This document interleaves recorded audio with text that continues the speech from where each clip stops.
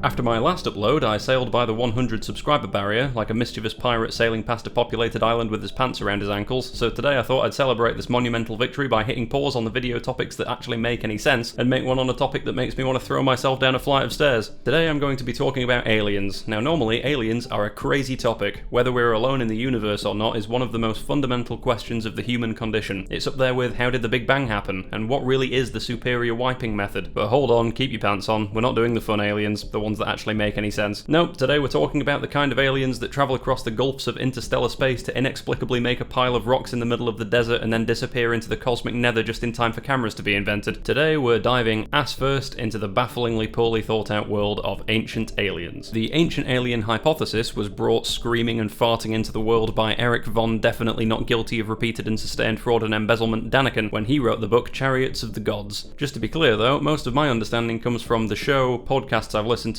and conversations I've had. I've not really done much more research into it because I'd rather break every bone in my crotch than have to think about this more than I absolutely have to. Just to give you an idea though, the first paragraph on the wiki says it's a show that explores a pseudo-scientific hypothesis in a non-critical format and has been the target of criticism for promoting unorthodox and unproven ideas as fact and for overwhelming the viewer with an excessive number of arguments whilst having no regard for the strength or accuracy of those arguments. You know, I've got to say, if they could read they'd be very upset. From what I understand, it seems these ancient astronaut guys have a very loose list of ideas they actually commit to. The whole theory meanders around a lot and includes or excludes anything that's convenient at any particular moment. It comes off like the backstory to Prometheus if the writers had come up with it during the blur of delirium shortly after having been hit by a bus. They think that in the distant past, aliens came to Earth, genetically modified apes to create humanity, then the aliens ruled over the humans, and then they disappeared at some vague time for some vague reason. Basically, all the inciting events for all the major religions as well as anything impressive humanity ever did was actually done by aliens. Pyramids? Aliens. Those other pyramids? Also aliens. Easter Island heads? Aliens. Machu Picchu? Aliens. Anytime someone moved a big rock from one location to another location? Aliens.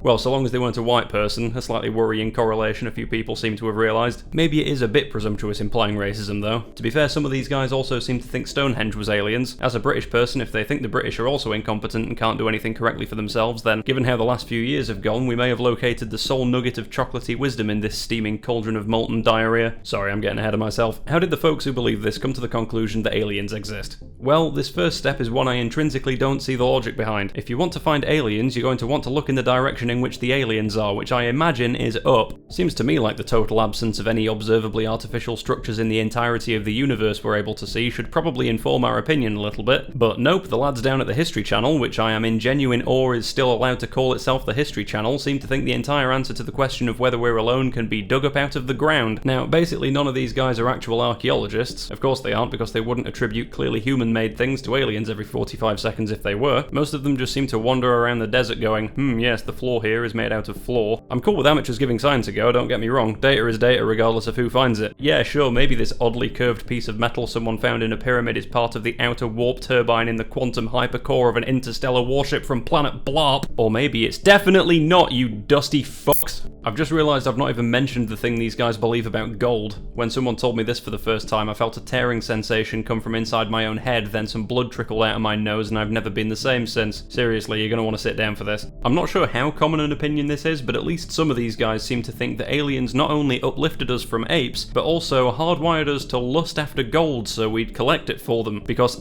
yes, there's nothing I want to do more in life than collect gold like some kind of horrendously malformed hairless goblin who's had all the magic filed off it with a belt sander. Question: if they're, even conservatively, millions of years more advanced than us, why isn't mining a problem the aliens can automate? Why would they need to travel across interstellar space and then coax the evolution of an intelligent species just to have it dig a hole for them? That's the most hilariously inefficient thing I've ever heard. In fact, further question, what the hell do you need gold for? Is that a serious problem for you? Gold? Is your solar system critically low on drip? Hold on, I'm having a Jimmy Neutron brain blast. Nuclear transmutation exists. I imagine you could just literally manufacture gold if you'd run out of it. Did that slip your mind? I'm sorry to go on about this point in particular, but NASA's current asteroid count is at over 1 million, and just one of them that orbits between Mars and Jupiter contains an estimated tens of quintillions of US dollars worth of gold. The asteroid has no atmosphere, basically no gravity well, and a wider orbit around the Sun than the Earth, all things that would make it super easy to get to and extract minerals from. And they sail right by it and land on the one thing for countless light years in every direction that has native species and viruses and shit all all over it. Not to mention that life itself is the most precious thing in the universe if you really think about it, but the aliens apparently just use Earth's tree of life the way you'd use a forklift. This scenario would be like walking 1,000 miles to get to a diamond mine so you can mine the diamonds to make a bucket to sell your toenail clippings out of. I feel like the ancient alien guys don't really understand anything about how space travel actually works. They usually throw in some reference to faster than light travel and then shrug off the details as if faster than light travel wouldn't tear the universe in half from all the time travel paradoxes it creates. They also do a lot of talking about how various ancient monuments somehow harness the Earth's magnetic field or sound waves or gravity, basically anything the average person doesn't understand enough to know when people are making shit up about it. These guys really need space magic to exist, so they throw in some science words to make it sound legit. And it's not as if confronting them with logic would matter. Nah, the lads down at the History Channel are still gonna stand around ancient ruins going, yeah, humans couldn't have made this.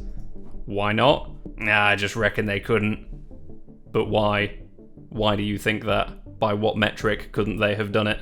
Just look at it. You know, I couldn't lift that. I know I'm taking the piss, but this is only about half an order of stupidity removed from the actual thought process that went into this. It's like they themselves haven't entered the Stone Age yet. You know about pulleys and leverage and rolling things on logs, right? Oh, they also love bringing up this picture of the solar system. It's from ancient Sumeria, far before humans would have knowledge of the existence of the solar system. You may find that interesting, and I find it extra interesting considering this ancient Sumerian tablet depicting the sun didn't use the ancient Sumerian sun glyph they always seem to use to represent the sun. It's almost as if this isn't meant to be the solar system. Speaking of which, do you know how many planets there are? Because I don't think you do. There's like 11 circle thingies on this. The solar system is the sun plus 8 planets, so you're missing 3 things unless you throw in either a random assortment of moons or a completely arbitrary number of dwarf planets, in both cases excluding vastly more things than you're including, and for no obvious reason. They've also illustrated this without any orbit paths, labels, surface features, correct scaling, or any indication whatsoever that these are meant to be planets. So yeah, consider me convinced, guys. That's some fantastic evidence you've got right there. They go on about all the things from the ancient world as if people couldn't possibly have made them, yet for some reason the aliens constructed these things entirely out of building materials accessible to Bronze Age people, because the aliens can cut stone with lasers to make blocks of stone, but using something that would be evidently more advanced, like concrete reinforced with carbon fibers, is something they couldn't be bothered with, presumably, despite the fact that would have made their lives easier. No, they travel all this way and just take raw stone for some reason. I wouldn't drive to a Tesco 400 miles away to buy a live horse for dinner.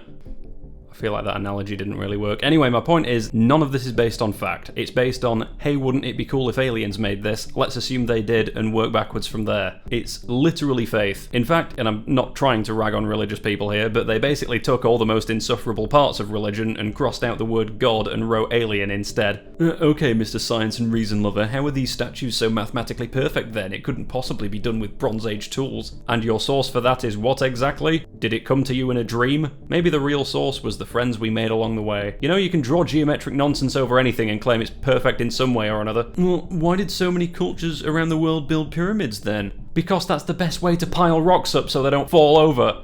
But how did they perfectly align the pyramids with the North Pole? Oh my god, listen to me. It's not about the individual things you're asking. Furthermore, stop asking me because it's really fucking annoying. I don't know how a washing machine works. There's lots of things I don't know. And of all the things I'm most not a Bronze Age stonemason, okay? I'm a 21st century man with an at best relaxed attitude towards giving a shit about basically everything. Just because I can't explain in excruciating detail how they made a bacon sandwich in 5000 BC doesn't mean the explanation must involve interdimensional space lasers. If you just let archaeologists get a word in edgeways, they'd happily explain to you how they cut the rock straight or gave the Sphinx a haircut or whatever other burning question you need the answer to before they cart you back to the facility. Have I convinced you that this is a stupid idea? Yes, I acknowledge it probably wasn't aliens. Good. It was obviously an advanced human civilization from the lost city of Atlantis. I'm gonna kill him!